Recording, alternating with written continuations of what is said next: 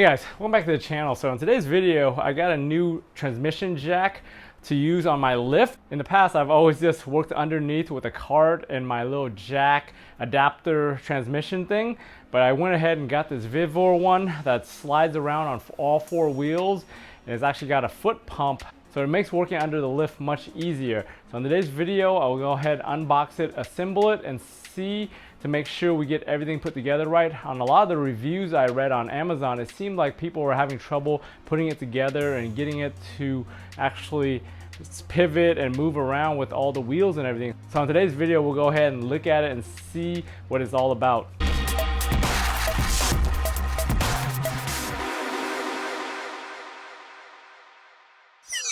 So I've been buying a lot of Vevor tools lately just to use around the garage, just because I don't use this stuff professionally. I use it once in a while for all my different projects, and I've been finding that they provide the best value and the best quality as far as just little tools around the shop and the garage go. I've already got that stand right there. That's just a little stand that I use to prop up stuff. That's not a Vevor brand jack stand right there. That's another brand that I use for my lift. Whenever I get it up, I just don't trust the lift with my concrete in my garage, so I usually put that underneath the arms just to protect myself. I've used that pump over there to make my vapor blaster out of my old sand blasting cabinet. I've got a video on that, but that sump pump works really well. I've been using that throughout the garage for my different projects. I've used other Vevor tools, like some hand tools and stuff, and some impact tools, so those things have actually worked great for me. So I figured I'd stick with the brand just because they do have a tool for everything I need. So first of all, this thing is like $180 to $200 depending on if you get it on Amazon, eBay, or even from their own store. And when I saw them ship it to me and it was a 95-pound box, I was just surprised that they can ship a 95-pound box, still make money, and get it to you and still have a quality tool. So I'm just surprised by how heavy this thing is. So hopefully it's very heavy duty once we get inside and open it up. Everything comes taped up, even the straps and everything, pretty tightly, just for how heavy it is. All this stuff is much bigger than I thought. On camera, online, and in the photos, it looks pretty small, but this is a decent size. So these are the foots. And the complaint I see a lot of people talking about is the camber that comes off of here, how flush it is. But I also saw a couple other folks say that you don't want to tighten this thing down until you make sure everything's level first when you put it together. The other big complaint is the casters. So it looks like this thing's all metal casters. I might end up replacing these because I don't want this scratching up my floor too much. They do sell other casters from other brands that have rubber feet, and I want that for my floor just because I don't want to scratch anything. If you don't care or you have a concrete floor, you might go ahead and use these or keep these. I'll go ahead and link down some casters that I might end up ordering for like 20 bucks to use on this, just because I don't want to scratch up my floors when I actually use them. But other than that, we got this, we got the transmission assembly instructions, and most of it is just photos. It's kind of like IKEA assembly, so we'll go ahead and make sure we get all this stuff done. One of the things I see, the huge mistake that people make is the orientation of this bar right here. A lot of times in the videos, I see that people post with the wheels going this way with it. It keeps the jack lower to the ground, but then the wheels can't pivot around because they basically go in here and then they hit there, so they can't turn and move freely. So you definitely have to install it this direction to get those wheels properly. Aside from that, it comes with a little steering wheel that helps you kind of circulate and move it and grab it when you're working under the car. Interesting, it comes with a bunch of O-rings. I assume this is to rebuild the cylinders and the valves and all that, if anything were to happen to those. So I was not expecting this. The biggest heavy part is the cylinder right here. And I think I see a lot of complaints about getting the foot pedal on here, so we'll see how we can get that on. A lot of people end up clamping this thing down to get the pedal kind of settled in.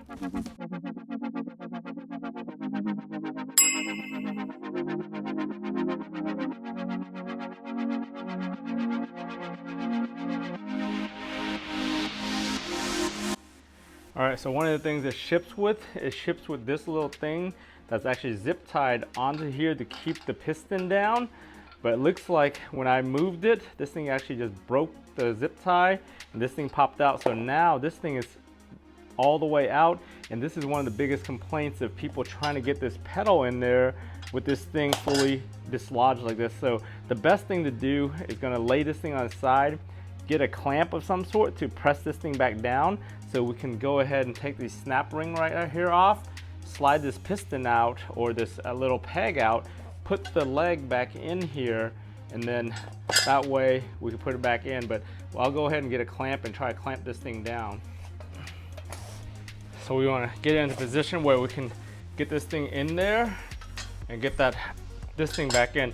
So what you want to do is have your snap ring ready to take this off. So we might as well just take the snap ring out now by putting the snap ring pliers in the hole. Go ahead, clamp this thing down, make sure they're clear.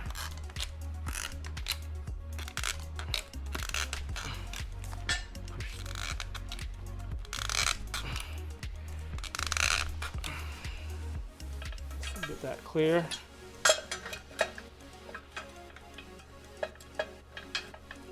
There we go. Get that in. So now we can release it, and it's gonna perfect right there.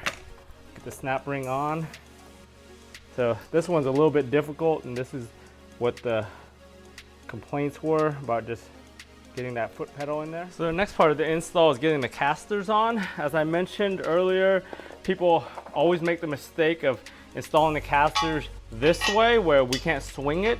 So what we want to do is make sure it's going this way, where this thing's up that way. You want to do the regular washer first, the lock washer, and then a 19mm nut that comes with it, and go ahead and just shoot it on. Once we do that, I'll go ahead and do all 4 of these, and then when we're finished with all 4 of these, we'll go ahead and bolt it to the actual jack right here.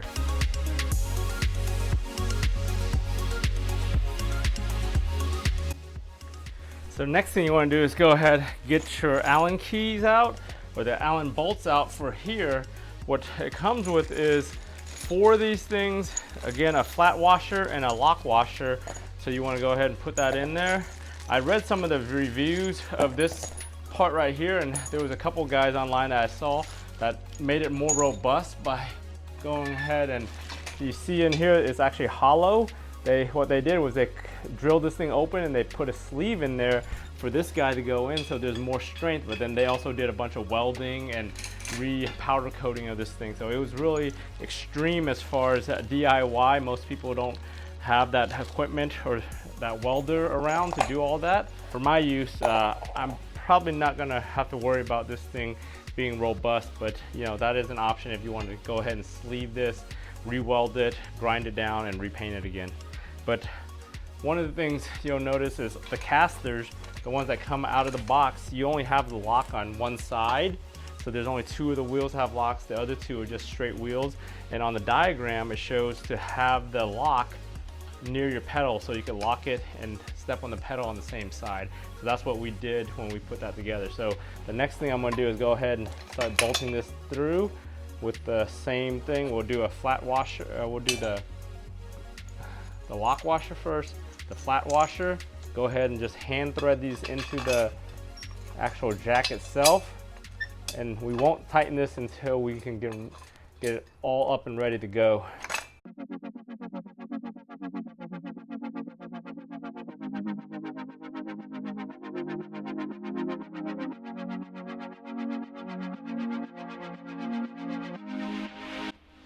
All right, so once we got the legs on there, you want to roll it to a flat surface with those 4 bolts right there kind of loose.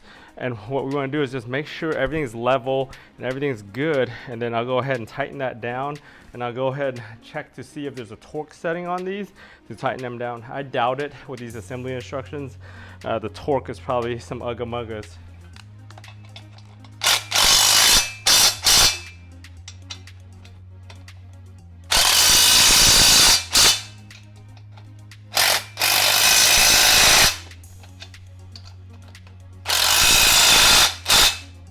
All right, once they're tightened down everything kind of goes back up again, and you can kind of roll it around. But like I said earlier, these casters aren't the best. I'm gonna go ahead and just order new ones with the rubber footings to roll them around on my nice floor here. I don't want to scratch up my floor too bad when I'm working.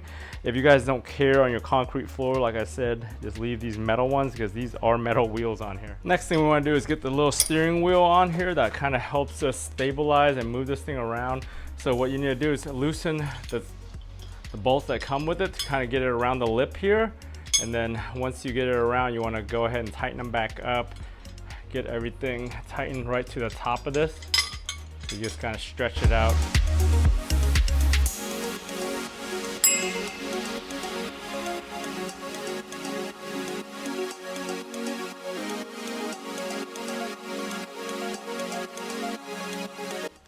All right, we went ahead and got this thing on, tightened all the way around.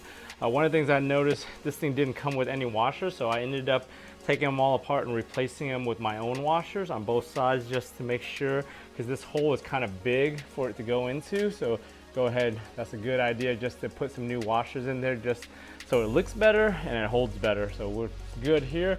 So the last thing we need to do is get the platform onto here. So we'll assemble that platform now.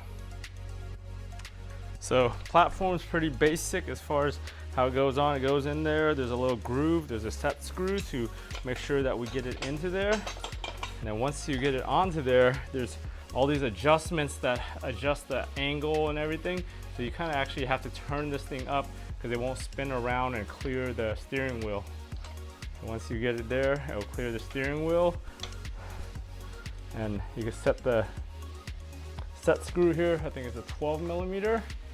You just go ahead and just tighten that down. So this thing is very similar to a platform that I had bought like 5-6 years ago when I did a transmission job on my 2JZ. I had bought like a $40 Amazon one, and it came with basically the same thing with this platform with the two things, this peg, and what you did was you just rigged it on, or you adapted it onto a jack to turn your regular floor jack into a transmission jack. That thing worked well when I was on the floor, but the problem with it is even when I put the adapter on, it became too high to actually work under a car with jack stands.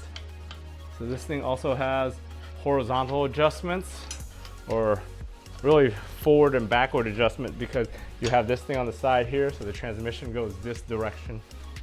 So you go forward and backwards. So this is good when you're actually got the transmission strapped and you're trying to either back it in or get it forward into the dowel pins and into the, if you're doing a manual transmission, trying to get the input shaft of the transmission into the clutch. For automatic transmissions, so you have to bolt your torque converter to the actual flex plate so you can have this forward and backward adjustment here. So to attach the platform, it's supposed to come with a nut and a bolt to basically mount this thing. I noticed mine came with these eye bolts and this nut, which appears to be the only thing left to install here that goes into here. So I'm not sure, I guess you put it underneath here, and then you have basically a hook of some sort to work with underneath. That's what I'm assuming. The one thing that I noticed is the base of this and the nut are kind of big for the hole. So one of the things maybe you want to do is get a big enough washer, put it down here, and then put it up to there, so that way you can actually unscrew it in and actually not fall through this hole. So I'm gonna go ahead and find some washers and do that. All right, once you get everything kind of bolted up and tightened up, you want to go ahead and make the adjustments on these little rails on the side. So what it is your transmission sits right here. Your cable and chain and everything to hold the transmission from tipping over and all that is on these sides right here. What it is it came out of the box with these things on the inside here, as you can see. What I did on my side over here that I've been working on is I actually swapped it to the outside, because you want to have the middle have as much room as you can, and then any chain or anything that hangs off, you want to be on the outside. So I kind of flipped it around and moved it on the outside. Same with the nuts. I went ahead, put the bolts going outside here. So I'm gonna swap these guys, and I'm gonna swap these to the outside in case you have a really wide transmission or pan. You don't want any of that damaging any of your stuff when you're working. All right, so we got everything in here, got everything bolted down, tightened, adjusted to where I want it with everything on the outside. so that way it's easier to work with the transmission in the middle. So we'll go ahead, measure the height of this. I'm gonna go ahead and measure it so you guys can know the height from here, and then we'll jack it all the way up and see how high it goes. So from the ground up to the minimum height, we got about 33 inches to the platform. So that's where the lowest setting is gonna be for this jack. We'll go ahead and pump it up. So we go ahead, make sure that we got this thing closed, so it's in the closed position. And then we're gonna go ahead and just pump this up.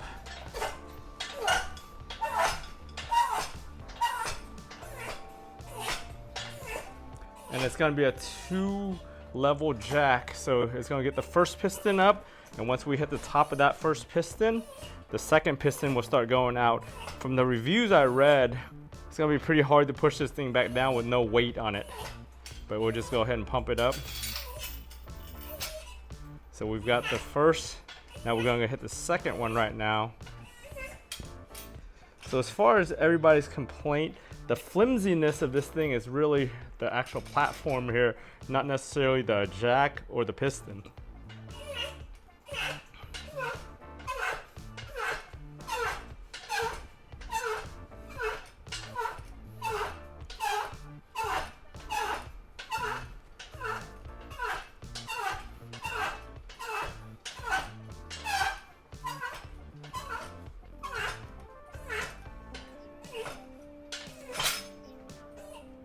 Okay, so we've hit the very top right now. I'll go ahead and measure it and show you guys what the top setting is. So the very top setting is about 67.5 inches tall. So that thing is pretty damn tall. If you got a full-size 2-post lift, this will definitely reach up to it where you're working and standing under the vehicle. But as far as what everybody's saying is flimsy, like I said, it's really this platform and the adjustments in here that kind of move it around is kind of flimsy.